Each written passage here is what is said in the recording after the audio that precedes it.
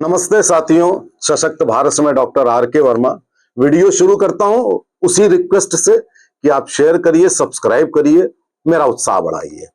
बात करते हैं हरियाणा चुनाव के बाद जो देश में प्रदेशों में माहौल बना है उसके बारे में चर्चा हो जाए।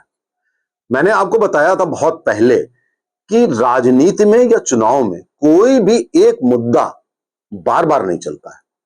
बार बार छोड़िए, 2 बार भी नहीं चलता है। इसमें सकारात्मक मुद्दा यानी जिस मुद्दे पे आपको वोट मिलते हैं वो भी एक ही बार चलेगा, जिस पे वोट आपके कटते हैं वो भी एक बार चलेगा। अभी 2024 का चुनाव हुआ, कांग्रेस ने अफवाह उड़ाई, डीप स्टेट अमेरिका उसने फंडिंग करी और ये अफवाह उड़ाई कि भाई साहब संविधान बदल देंगे तो आरक्षण खत्म हो जाएगा, तो ये हो जाएगा, तो वो ये कर करा के आपने उत्तर प्रदेश में और एक आधी जगह और फर्क डाल करके आपने 25-30 सीटें बीजेपी की कम कर दी। आप थोड़े बहुत सफल हो गए, लेकिन आप सरकार नहीं गिरा पाए। आप नहीं गिरा सकते हो, लेकिन हाँ कम हो गए। आपको बड़ा उत्साह मिला कांग्रेस को कि अरे देखा मैंने कम कर दी। और राहुल गांधी के तो बिल्कुल सीना चौड़ा, हाथ ऐसे संसद को बना दिया, बिल्कुल गली कूचा एक सड़क, बिल्कुल जैसे कि चौराहा होता है वो संसद को बना दिया उन्होंने। उसके बाद हरियाणा में आए, इन्होंने सोचा कि हरियाणा में हम वही काम करेंगे, बीजेपी को बदनाम करेंगे, किसानों के विरुद्ध भड़काएंगे, पहलवानों के विरुद्ध भड़काएंगे और कई मामलों में दलित के मामले को लेकर भड़काएंगे। लेकिन साथियों, दोबारा मुद्दा चलता नहीं है। जैसा कि मैंने आपको बताया, दोबारा मुद्दा नहीं चला। लोग समझ चुके आपकी चाल कि आप उस समय खटाखट करके 8,500 रुपए भी दे रहे थे और आपने अफवाह भी उड़ा दी।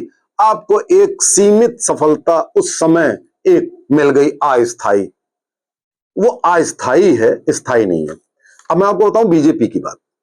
हमारी पार्टी भारतीय जनता पार्टी ने अगर 2017 में उत्तर प्रदेश के चुनाव में रिकॉर्ड विन अगर ली तो वो रेफरेंडम था नोटबंदी पे। रिकॉर्ड विन, मोदी जी और नोटबंदी। कोई लीडर तक नहीं था उत्तर प्रदेश में, योगी जी बाद में आए और 325 सीटें आ गई। लेकिन अब आप कहेंगे दोबारा नोटबंदी का मुद्दा चलेगा? नहीं चलेगा। 2022 में जो हम चुनाव जीते उत्तर प्रदेश का, वो 2 चीजों पे जीते, कोविड मैनेजमेंट, वैक्सीनेशन और राशन। तो राशन और कोविड वैक्सीनेशन के ऊपर हम 22 वाला जीते, थोड़ी सी सीटें कम आई 17 की तुलना में, हम जीत गए। अब आप कहें कि 2027 में आप राशन का मुद्दा ले आएंगे, भाई साहब आपको वोट नहीं मिलेंगे। तो मेरा कहने का तात्पर्य यह है कि जो मुद्दा एक बार चलता है वो दोबारा नहीं चलता है। ये बात कांग्रेस भी नहीं जानती और मुझे ऐसा लगता है कुछ हद तक हमारी पार्टी भी नहीं जानती। वो अक्सर मुद्दों को रिपीट कर देते हैं। जो हम फायदा देते हैं, गैस और शौचालय, ये सब पुराना हो गया है। इस पे कोई जना वोट नहीं देगा। अब आपको नई चीज ढूंढनी पड़ेगी, नई योजना भी लानी पड़ेगी, नया काम करना पड़ेगा। ऐसा मामा जी मध्य प्रदेश में करते थे और मामा जी को सफलता हमेशा मिलती थी कि चुनाव के 1 साल पहले वो कोई ना कोई लाडली योजना, कोई ये योजना, कुछ इस टाइप की योजना ला करके उस पर चुनाव वो जीत जाते थे। तो साथियों, आज मैं ये आपको बताना चाहता हूं कि ये जो कांग्रेस में जो राहुल गांधी हैं, राहुल गांधी आने वाले चुनावों में अब मुद्दा विहीन हो चुके हैं। आप कहेंगे मुद्दा विहीन कैसे हो चुके हैं? देखिए, अब आप संविधान का मुद्दा नहीं उठा सकते, अब आप आरक्षण का मुद्दा नहीं उठा सकते, अब आप जातिगत जनगणना का मुद्दा भी अब पुराना हो चुका है, आप नहीं उठा सकते। क्यों? बटोगे तो कटोगे, योगी जी ने भी कर दिया, मोदी जी ने भी कर दिया और जनता भी जान गई कि अगर बटेंगे तो वास्तव में कटेंगे। बांग्लादेश का उदाहरण सामने है जनता के, तो जनता सब कुछ देख रही है। तो आप जातिगत जनगणना करेंगे तो उधर मोदी तुरंत कह देंगे कि मुसलमानों की भी होगी, उसका बवाल आप करोगे। मुसलमान वोट उन्हीं को देते हैं, लेकिन मुसलमानों की जातियों की होगी, वहां भी गड़बड़ होगी। फिर वहां भी फिर वही गड़बड़ें होंगी, तुम कराओगे तो वो भी होंगी। तो वो भी मुद्दा कुछ नहीं है। अब कौन सा मुद्दा बचा? आप दलित का मुद्दा लेंगे, वो आप 24 में एग्जॉस्ट कर चुके हैं।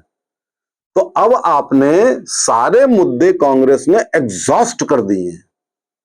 अब मुद्दा बचा नहीं है कांग्रेस के पास। तो जो खुश हो रहे थे राहुल गांधी कि हम ये कर देंगे, हम वो कर देंगे, अब साथियों कुछ बचा नहीं है। मैं आपको बताऊं, मेरी जो एक सीमित राजनीतिक सोच और समझ है, उसके आधार पर मैं आपको बता रहा हूं कि राजनीति हमेशा परसेप्शन पे चलती है, इमोशन पे चलती है, इंटेंशन पे चलती है। यानी कि लोग ये देखते हैं कि जो राजनीतिक पार्टी को वो वोट देने जा रहे हैं, उसकी सोच क्या है, उसका इंटेंशन क्या है, उसकी भावना क्या है। इससे कोई मतलब नहीं होता है कि विकास क्या है। और जब भी कोई बड़ी चीज आप कह देते हो चुनाव के पहले, तो चुनाव हार जाते हो। जैसे कि 2004 में आपने कह दिया शाइनिंग इंडिया, आप चुनाव हार गए। 2017 में अखिलेश यादव ने कह दिया उत्तर प्रदेश में काम बोलता है, बुरी तरह चुनाव हारा। ठीक है, उसी तरीके से अभी 2024 में आपने बोल दिया 400 पार का नारा।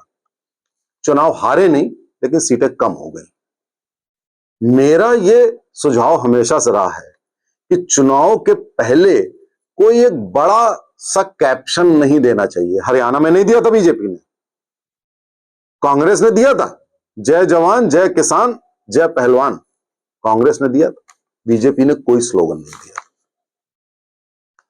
तो राजनीतिक पार्टियां ये याद कर लें कि जब भी आप चुनाव के पहले कोई एक बड़ी सी बात बोल दें, काम बोलता है, शाइनिंग इंडिया, 400 पार, इस तरीके के कई एक आप जोड़ लीजिए, दर्जनों, आपने जोड़े नहीं कि लोग नाराज हुए नहीं।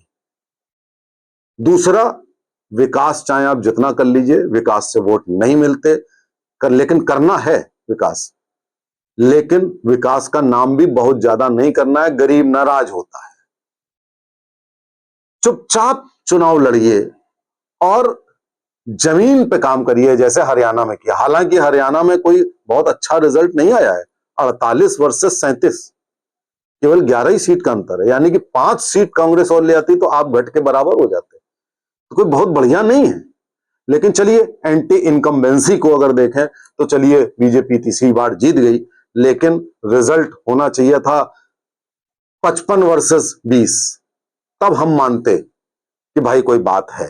55-60 वर्सेस 20, तो इसलिए इन चुनाव पे बहुत ज्यादा खुश होने की जरूरत नहीं।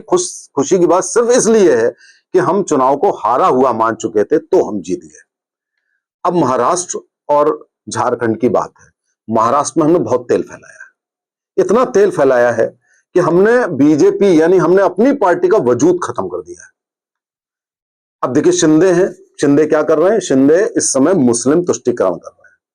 वो टोटली वो जो आपके ठाकरे की, तो उद्धव ठाकरे की राह पर चल पड़े हैं। क्यों चल पड़े मालूम नहीं। महाराष्ट्र में कई निर्णय उन्होंने ऐसे लिए हैं जो मुस्लिम परस्ती या अल्पसंख्यक तुष्टीकरण के रास्ते पे हैं। हिंदू नाराज हैं। भारतीय जनता पार्टी, हमारी पार्टी को यह सोच लेना चाहिए कि वहां पे महाराष्ट्र में आपके इतने सारे सहयोगी हैं, सबको आप थोड़ा थोड़ा बांटेंगे, आप ज्यादा मत बांटिएगा, ज्यादातर स्वयं लड़िएगा, चाहे कुछ भी हो जाए। रही बात झारखंड की, तो झारखंड में साथियों आदिवासी ट्रेडिशनली हमारे सपोर्टर रहे हैं और इस समय उनसे नाराज चल रहे हैं। उनके रिश्तेदार आपके सोरेन से, उनके जो सोरेन हैं, जो अब दोबारा मुख्यमंत्री बन गए जेल से आने के बाद, तो उनके जो वो चचा थे या कौन थे जो थोड़े दिनों के लिए मुख्यमंत्री बने, तो नाराज होकर बीजेपी की तरफ आ गए हैं और उससे हमको बहुत बूस्ट मिलने वाला है। आदिवासी समाज हमारी तरफ आने वाला है। झारखंड में अगर हम थोड़ी मेहनत कर लेते हैं, हमारा संघ मेहनत कर लेता है, तो झारखंड हमारा निकलता हुआ दिख रहा है। महाराष्ट्र में जरूर यह है कि एक खिचड़ी सी बनी हुई है, उसके बारे में कुछ कहना संभव अभी से नहीं है।